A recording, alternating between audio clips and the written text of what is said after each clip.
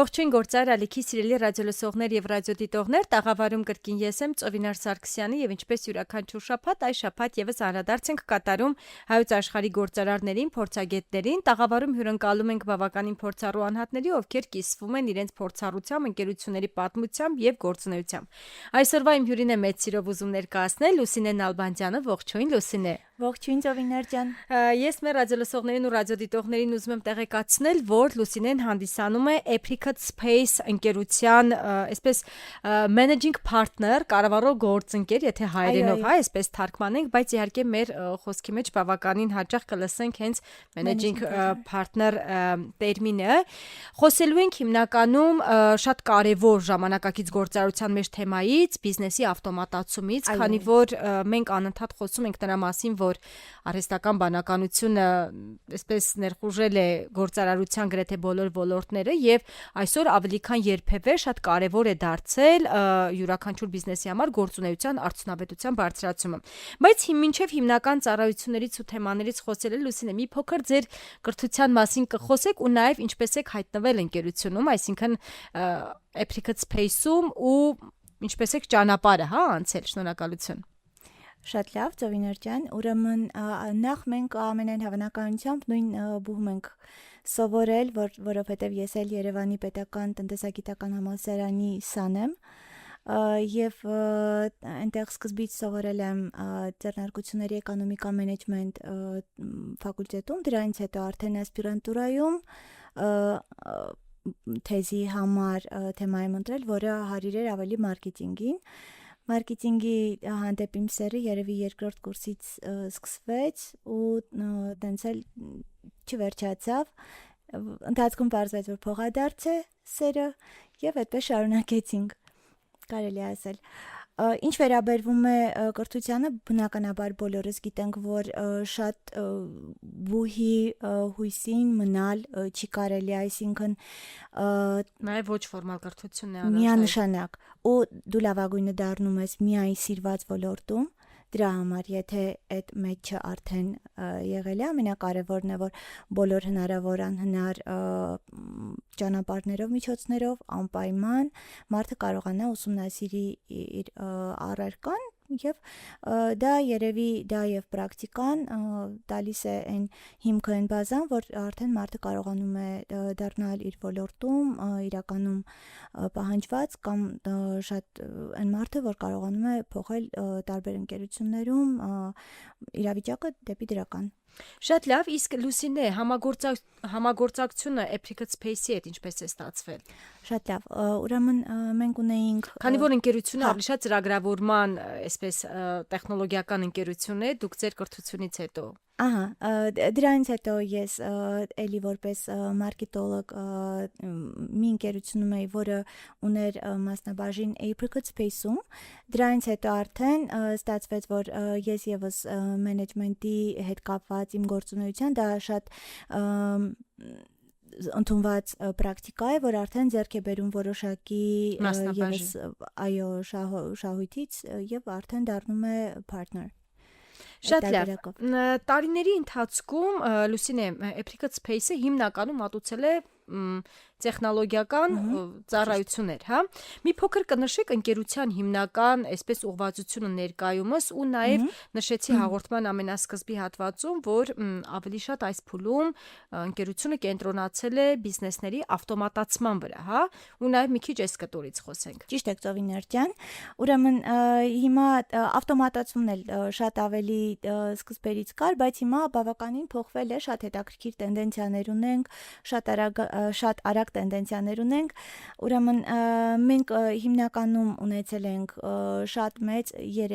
2 պլաստ մինչև վերջին 3 տարին, այդ պլաստերն էին փաստորեն բիզնեսի ավտոմատացում եւ ծրագրավորում, ինչու հնարավոր չի մեկը առանց մյուսի, որովհետև մենք եթե ավտոմատացնում ենք, որոշակի կտորներ կան, որոնք պետք է նաև ծրագրավորվեն, օրինակ ներքին օգտագործման լիքը բջջային հավելվածներից սկսած մինչև արտաքին նաև աշխարհի հետ այդ կոմունիկացիաները կապը, այսինքն եթե մենք ունենք CRM, ERP ընդհանրենք, իրենք պետք է նաև ճիշտ հարաբերվեն կայքերի եւ մյուս արտադրների հարթակների հետ Այո, այն ժամանակ շատ ավելի դժվար էր API-ներ հասկացություն, շատ ավելի խրթին վատ էր աշխատում, շատ դեպքերում մենք էինք գրում API-ները եւ այլն, հիմա բավականին ավելի հեշտացել են այդ հատվածները եւ ավտոմատացումները ավելի արագ են ընթանում, իսկ այս վերջին 3 տարիների ընթացքում մենք բոլորս տեսանք, թե ինչ բում եղավ արհեստական բանականության ոլորտում։ Այո։ Արհեստական բանականության մասին մենք երբ այնց ենք խոսում ենք նույնիսկ երբ մենք դեռ չկայինք 70-ական 60-ականների թվականներին արդեն սկսում էին եւ այլն, բայց այս վերջին 3 տարին իրականում շատ մեծ թռիչքային եղավ եւ ենթադրում եմ, որ ամբողջ աշխարհը չէր պատկերացնում, որ կարող է այն արհեստական բանականությունը, որ ամենասկզբում նույնիսկ ինչ որ բաներ գրում էինք, հիշում եք թե չէ, չգիտեմ, դուք այդ փորձը արել եք, չէ՞ կարել, բայց այն որ իրեն հարց էինք տալիս, օրինակ, եթե ճյուղի վրա կա 5 թռչուն, մեկին կրակեցինք, որքան մնացին ու այդ պրիմիտիվ բանի վրա ինքը կարող է սխալվեր նույնիսկ, այսինքն կասեր 4, այնինչ պարզ մանկական բան է, որ բոլորը թռել են եւ այլն, բայց հիմա իրականում ցանկացած անհատից ավելի մեծ հիշողությամբ, ավելի մեծ բազայով, ավելի մեծ փորձառությամբ է արհեստական բանականությունը եւ բոլորս պետք է հաշվի նստենք դրա հետ եւ այս 3 տարիների ընթացքում նաեւ շատ մեծ սրընթաց աճեց մեր գերավտոմատացումը արդեն արհեստական բանականության միջոցով, այո, ինտեգրացիայի եւ հիմա մեր գործիքները շատ տարբեր ոլորտների, տարբեր բաժիններում կարելի է ասել, իրենց գործն են անում մարդու կողքը, մարդուն զուգահեռ, մարդուն հավասար նույնիսկ երբեմն իհարկե այստեղ շատ կարևոր է նշել, որ մենք գործ ունենք ասիստենտների հետ։ Այո։ Լուսինե, մեկ էսպիսի կարևոր հարց, տեսեք, վստահաբար այն, որ արհեստական բանականությունը բոլոր ոլորտներում իր կարևոր դերը ունի, դա այլևս անժխտելի է, բայց նաև էսպիսի խոսույթներ շատ կան, որ հիմնականում, մի քանի մասի են բաժանվում, մարդիկ ովքեր ասում են հրաշալի է արհեստական բանականությունը մուտք է գործել մեր կյանք, դա բարձրացնում է մեր գործունեության արդյունավետությունը եւ այլն, մյուս մասի մոտ ավելի այսպես խուճապային տրամադրություն է, որ հատկապես ծրագրավորման դաշտում, որ ծրագրավորողները այլևս հատկապես միջին mid-level ծրագրավորողները, որ արդեն իրենց գործը, այո, անում են AI ագենտները կամ AI տարբեր գործիքները, ձեր փորձառությունից ինչ կասեք, այսինքն նշեցիք, որ իրենք լրացնում են, երբեմն նաև գերազանցում են, բայց ձեր ընկերությունում պատկերը ոնց է փոխվել։ Շատ լավ։ Կամ փոխվել է արդյոք թե ոչ։ Փոխվել է, բնականաբար փոխվել է։ Հիմա էլի ասեմ, կա բնականաբար եւ ցավոտ կողմը եւ դրական կողմը, դժբախտաբար դրականը առանց այդ բացականի չի լինի զուտ այն իմաստով, որ բոլոր ամենը որոշում են կորպորացիաները բնականաբար շահույթի հետևից են գնում, հասարակ ընկերություններն էլ են շահույթի հետևից գնում, այսինքն եթե մի բանը կարվի առանց մարդկային գործոնի սխալների, առանց մեծ ջանքերի, ծախսերի, ժամանակային, ռեսուրսային, գումարային, բնականաբար ցանկացած բիզնես ընտրելու է այդ տարբերակը զարգացման եւ դրա արդյունքում մեծամասնությունը այն մասնագետների, ոչ մասնագիտությունների դեպ, հենց մասնագետների, ովքեր ավելի անում են չմտածված գործերը եւ նաեւ պրիմիտիվ կրկնվող եւ այլն գործերը, բնականաբար արդեն գնում են դրանք AI-ին։ Բայց AI մասին մի շատ հետաքրքիր խոսույթ կա, որ մենք AI-ը շատ ենք գերագնահատում կարճաժամկետում եւ շատ ենք թերագնահատում երկարաժամկետում։ Այսինքն այս տենդենսը, որ մենք անդադ ասում ենք վաղը աշխատանք չի լինի մարդկանց համար, չկա նման բան, դեռ չի կարող լինել։ Իհարկե ես վախենում եմ ասել դեռ 2 տարի չի լինի, դեռ 5 տարի չի լինի, որովհետեւ զարգացումները շատ թռիչքային են, իրականում շատ թռիչքային, այսինքն մեկ մոդելը մյուսի համեմատ անգամներով տարբերություն է։ 10 անգամ 100 Տեսեք, Լուսինե, խոսեցինք նաև ավտոմատացումից, վստահաբար, եթե մենք բոլոր գործարարներին կամ ընդհանրապես բիզնեսի ղեկավարներին հարցում անենք, բոլորը անշուշտ կասեն, որ այո, ավտոմատացումը անհրաժեշտ է, դա շատ կարևոր խնդիրներ է լուծում, գործունեության արդյունավետության բարձրացում, ժամանակի արդյունավետության եւ այլն, բայց նաև մենք գիտենք, որ կա այն մյուս խնդիրը, որ շատ դժվար է լինում այդ process-ի մեջ մտնելը, որովհետև երբեմն դու իսկապես ուզում ես դա անել, որտեվ դա խոսելու է նաև քո ամբողջ բիզնեսի ռեստավրացիայի մասին, հա? Այսինքն ինչ որ բաներից պետք է հրաժարվել, ինչ որ նոր բաներ վերցնել, ու ինչպես այսպեսի նաև միտք կա, ասում է ավտոմատացումը սկսվում է մտքից։ Այսինքն դու պետք է նաև մտքում պատրաստ լինես, որ այդ փոփոխությունները առաջին դու որպես ղեկավար հիմնադիր անելու ես, հետո նաև քո թիմի մեջ ես դա տարածելու։ Ձեզ մոտ երբ որ գալիս են ավտոմատացման process-ների հետևից, ոնց է սկսվում ճանապարհը։ Ու այն ամենատարածված խնդիրները, որին որ դուք հանդիպում եք։ Լավ, ուրեմն ամենատարածված խնդիրները հիմնականում նրանում է, որ մարդիկ սիրում են աշխատել այնպես, ինչպես աշխատել են միշտ։ Այո, դժվար է հնից հրաժարվել։ Շատ ղեկավարները միշտ տեսնում են արդյունավետությունը, որովհետև ցանկացած ստանդարտ ավտոմատացում առնվազն շահութաբերությունը բարձրացնում է 15%-ից բարձր, իսկ AI ավտոմատացումը էլ ավելի միանգամից թռիչքային բարձրացնում է շահութաբերությունը, իրականում է շատ ճիշտ գործիք է ցանկացած բիզնեսի համար, բայց եթե մենք արդեն իջնում ենք կատարման օղակները, այնտեղ բոլոր ոլորտներում բնականաբար կան մինչև հեշտացումը կա, որ մարդը սկզբից պետք է դարպասապահներ կան։ Այո, դարպասապահներ կան, որոնք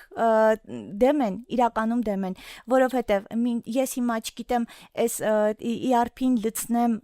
իմ database-ը, թե աշխատեմ, օրինակ, շատ ստանդարտներից մեկը, ստանդարտներից մյուսը, բա այսա ինձ դուրս կանեն, ստանդարտներից երեքը, բա ես հիմա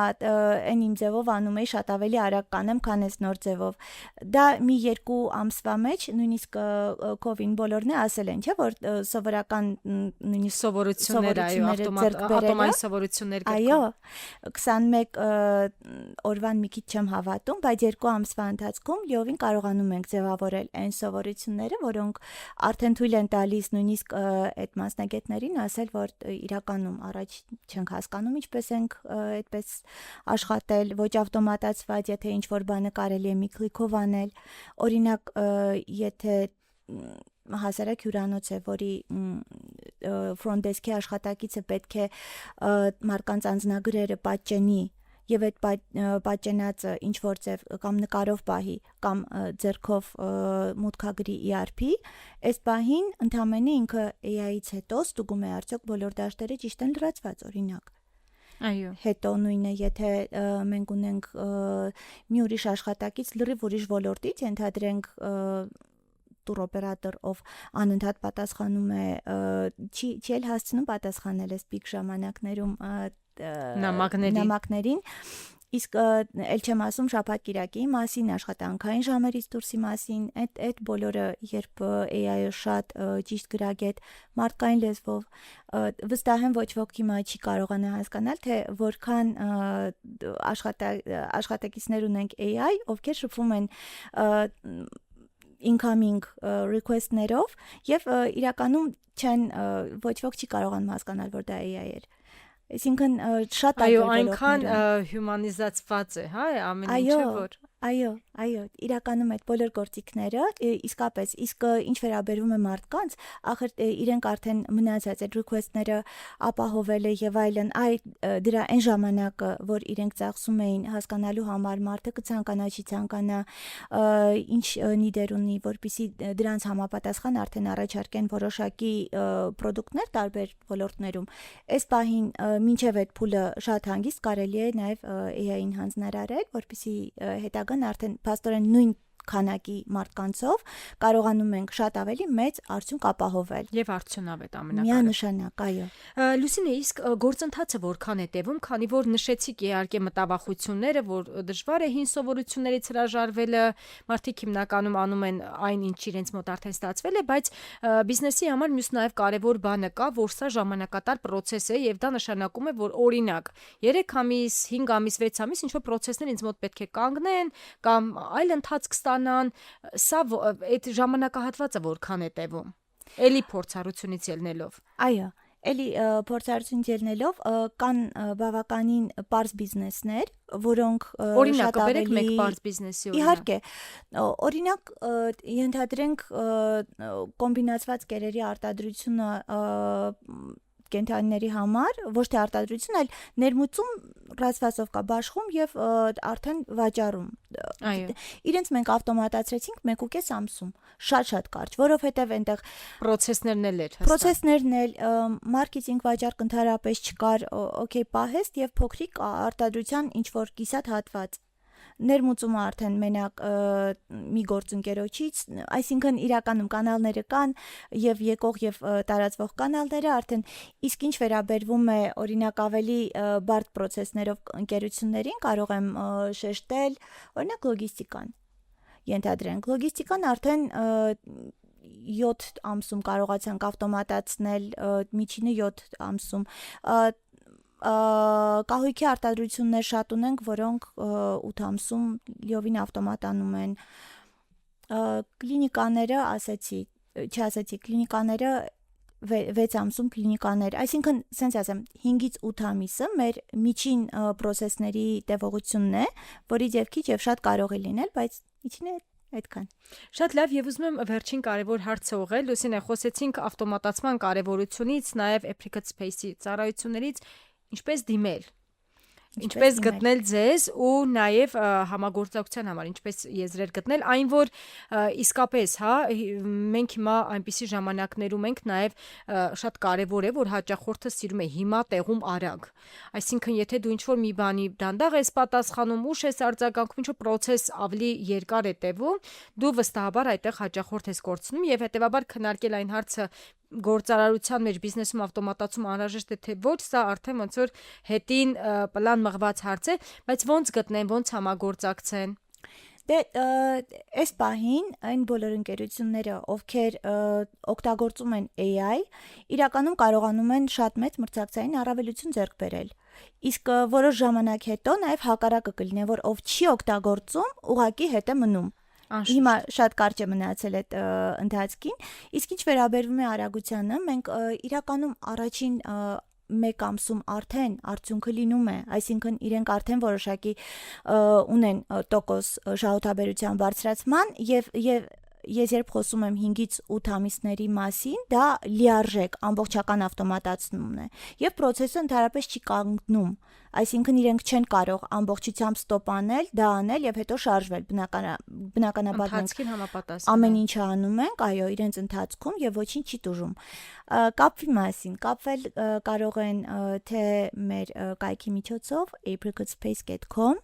եւ կարող են այնտեղ գտնել են բոլոր կոնտակտները, որոնցով կարող են կապվել, դե հեռախոսահամարներ կարող եմ նշել։ Նշեմ։ Կարող եք նշել։ Կարող եք նշել կամ կարող են նաև հենց այցելել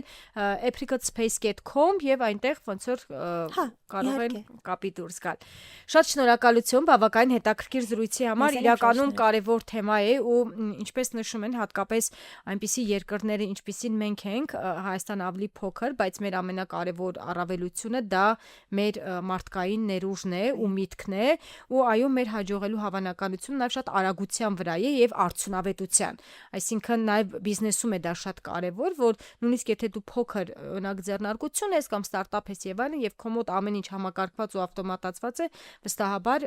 արագ առաջ գնալու հավանականությունը ավելի մեծանում է։ Շատ շնորհակալություն ձեզ։ Մեր ռադիոլսողներին եւ ռադիոդիտողներին ուզում եմ հիշեցնել, որ Գործարար ալիքի եթերում կրկին անդրադարձ են կատարում հայոց աշխարհի գործարարներին, փորձագետներին։ Այսօրվա իմ հյուրներ Apricot Space ընկերության managing partner-ը Լուսինե Նալբանդյան եւ այսօր խոսում ենք բիզնեսի ավտոմատացումից եւ դրա կարեւորությունից։ Շնորհակալություն։